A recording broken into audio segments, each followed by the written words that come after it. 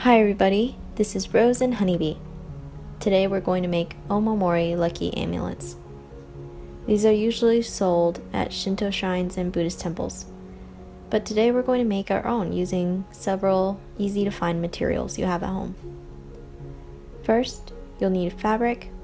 Traditionally, Omamori is made with brocade, sometimes paper, but today I'm going to use this dark blue fabric.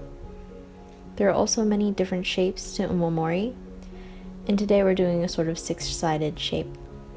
I'll be doing a smaller Omamori lucky charm using these smaller ribbon fabrics next time.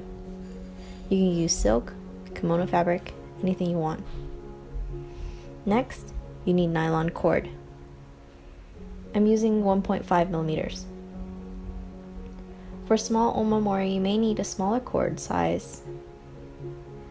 I got this at Michael's, and I'll list all of the used materials in the description box below. Next, some sort of cardboard paper. It doesn't have to be super thick, but having some rigidity will help keep its shape. I'm using a Kleenex box. Next, you're going to need stuffing. I'm using polyester stuffing here.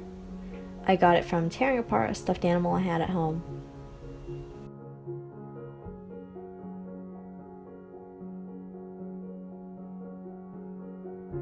You also need a needle, and preferably somewhere to keep it.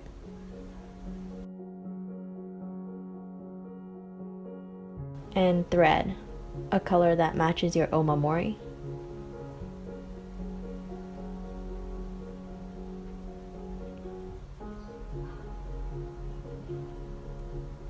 Scissors, and glue. So to start, cut your Kleenex box or whatever into a rectangle, approximately 2 inches by 1 inch.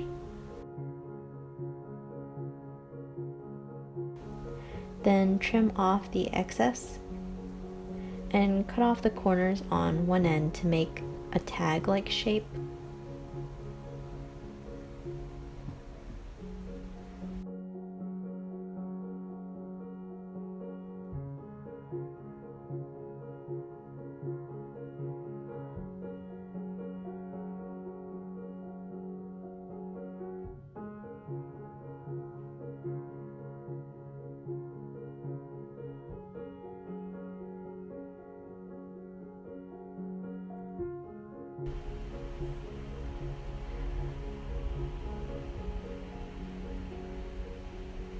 Now that it's done, you're going to want to cut the fabric to shape and use your cardboard as reference.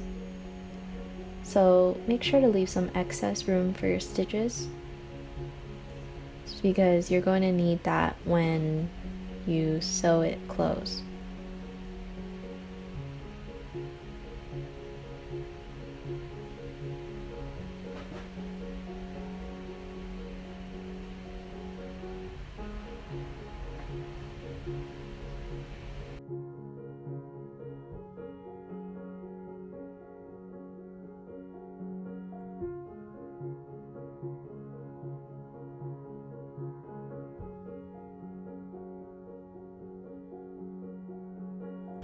After you've cut your fabric, you want to flip your fabric inside out with the design that you want on the inside, so that when you flip it out later, the stitches will be mostly hidden.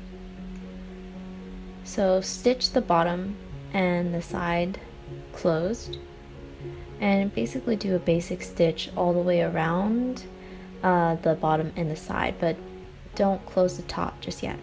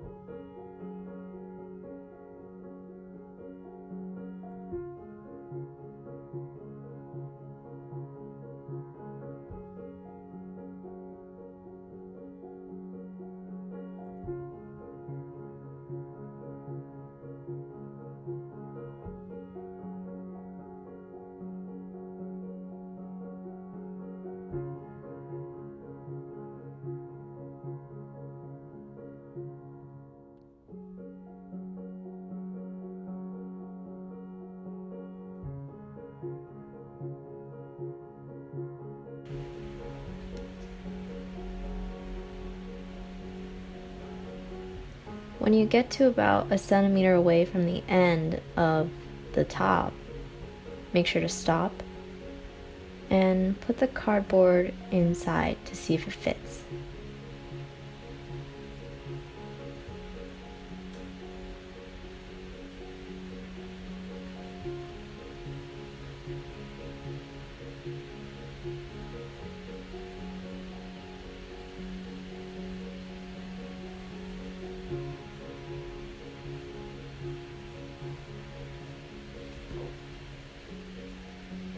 You're going to want to trim off the excess fabric at the corners, and you're just going to want to cut off just enough room for your stitches. Try to retain the tag-like shape so that when you stitch it together, it'll still be there when you flip it inside out.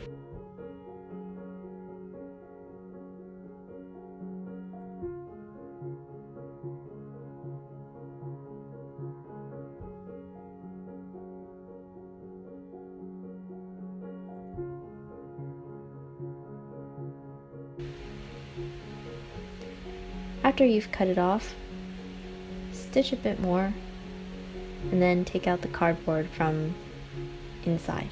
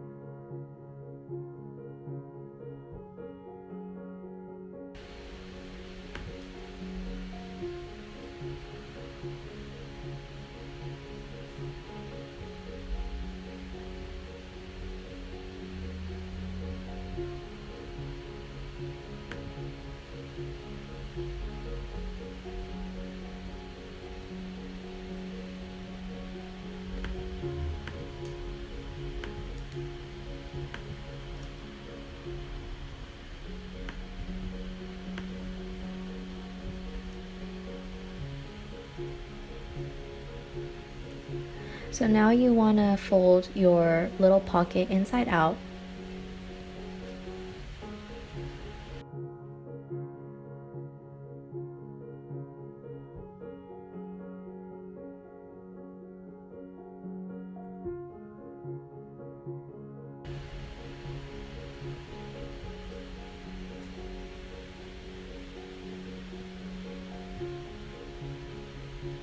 And match up your cardboard with the fabric to see where the hole eventually is going to go for the knot.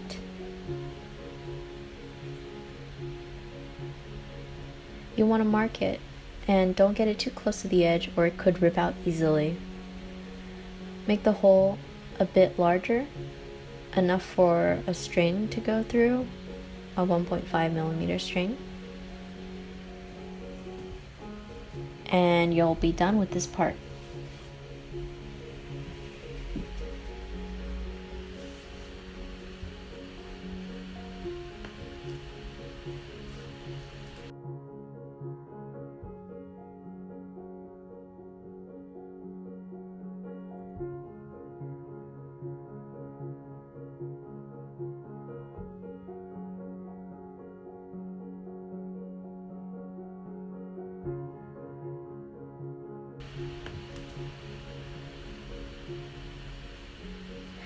So next is the Omamori knot.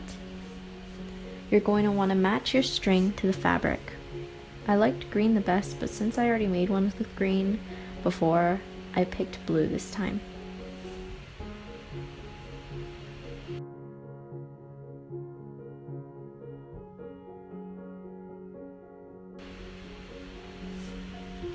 I eyed my string to be around 10 inches and then I folded it to get a total of 20 inches. And when you've created the knot, the resulting charm should hang about 4 inches.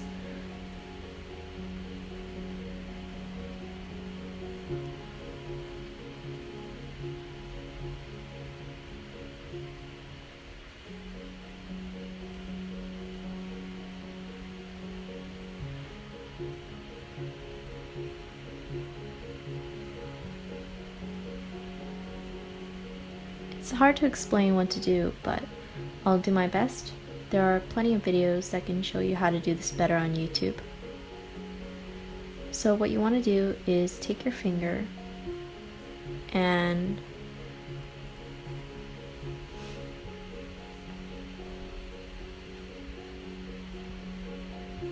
wrap it around in a loop, and then fold that loop up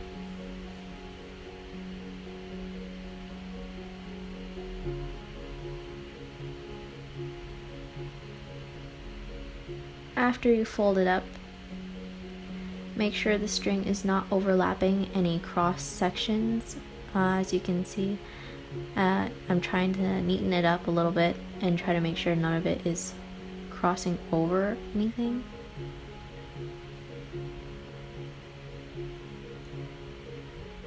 Once it's neat, wrap the long end of the string to the back and through the hoop that you made before.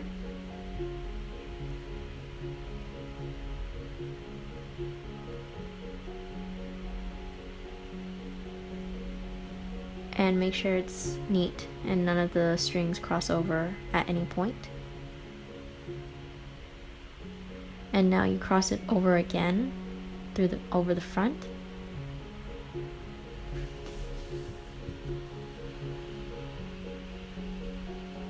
And you make a loop. And this loop the ends will go through that previous part that you crossed over before. You're going to widen it a little bit, loosen the hole in order to feed the ends through.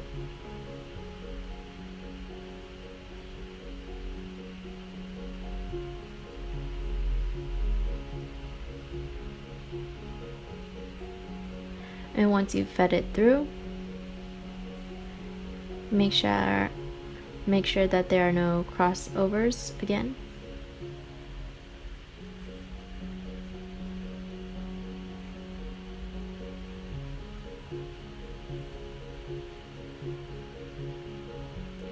And feed it through the top loop.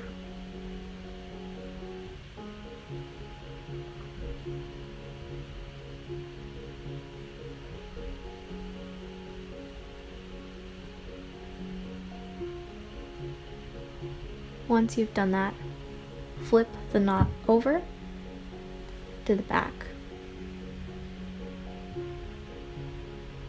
and feed the end of the strings into one of the back loops that you've made in the past.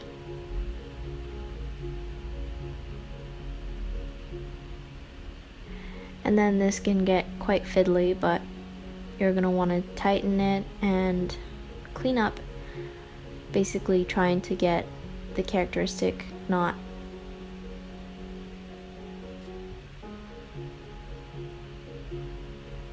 And I adjust it for quite a long time.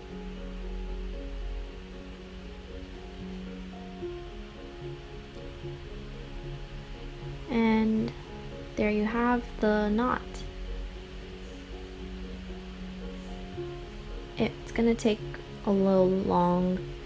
It'll take a little practice before it becomes really easy for you, but with practice, I'm pretty sure anybody can do this knot. So put the cardboard back into the pocket.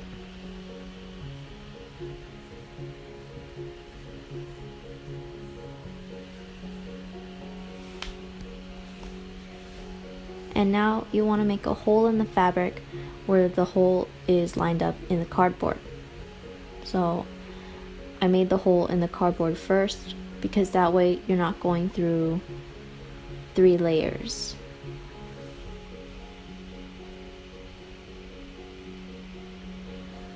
So you're going to want to sew it shut after you stuff it.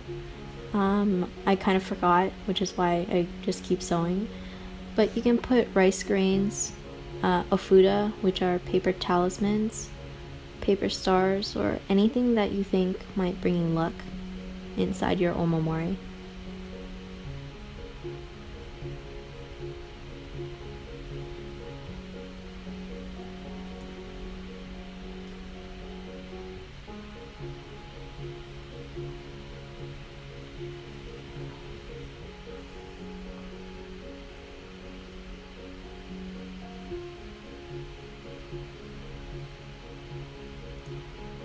So here I remember to put stuffing in, so I'm doing that now. And you can use a pointy thin object to help you, like a pen, or in my case I'm using scissors, but you can use that to help you push the stuffing inside. And I put the stuffing on both sides of the cardboard.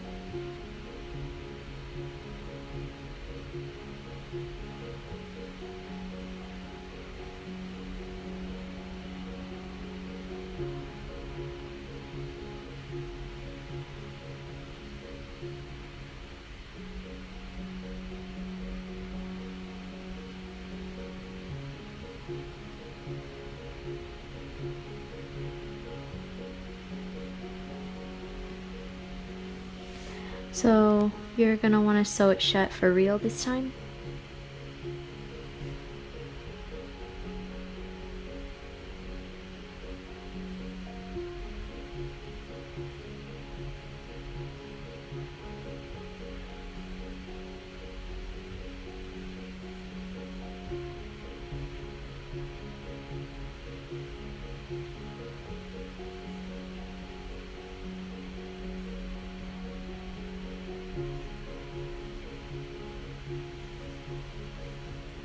Tie it off and you're almost done.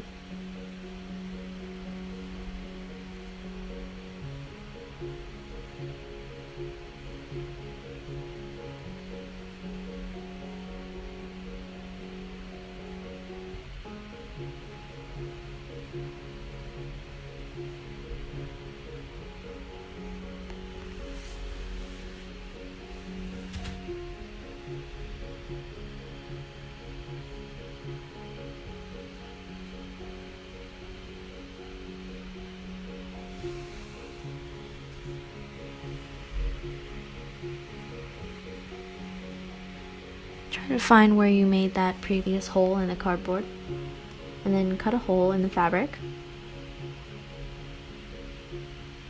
and then puncture through. Now take your knot and push it through with sharp scissors or a pen or the end of a needle.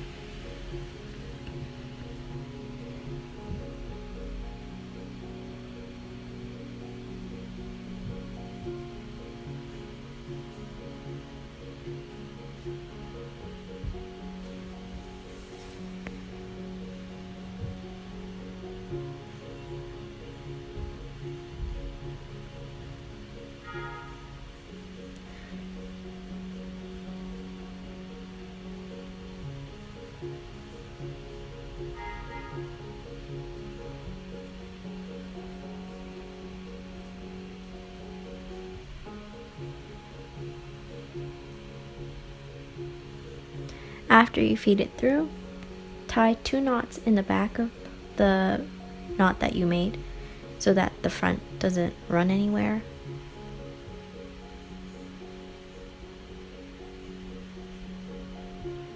What I've heard is that you're not supposed to open an omamori that someone gives you because it's not really knowing the inside of the contents that will bring you luck, but having the charm is what actually derives any luck at all. So if you do receive one, make sure you don't open it.